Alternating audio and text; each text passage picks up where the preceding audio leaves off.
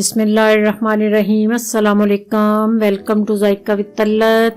कैसे हैं आप सब? अल्लाह आप सबको अपनी अमान में रखे, जहाँ भी रहे खुश रहें, आबाद रहें।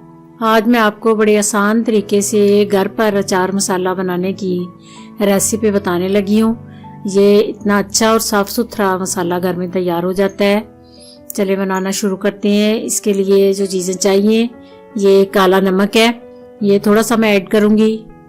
ये राई है, कलवंजी, आमचूर, मेथी दाना और ये खुशक धनिया, सफ़ेद ज़ीरा, सौंफ और ये साबुत मिर्च। ये सारी चीज़ें जो हैं ये मैं आपको बताती हूँ। थोड़ा सा काला नमक डालना है। ये मसाला जो है ये मैंने घर में बना के यूज़ किया है, अचार में भी डाला है और सालन में भी आप ये मसाला इस्तेमाल कर सकते हैं। बहुत मज़े का, बड़ा टेस्टी बनता है। मैंने टाटरी नहीं डाली, टाटरी आप अगर डालना चाहें तो डाल सकते हैं, उससे ज़रा खटास आ जाती है तो फिर ये सालन जो है वो खट्टा हो जाता है, इसलिए मैंने इसमें टाटरी नहीं यूज़ की। ये मैं आपके सामने सारे मसाले डाल रही हूँ। ये थोड़ा सा मैं बना के तो रख रही हूँ सालन के लिए।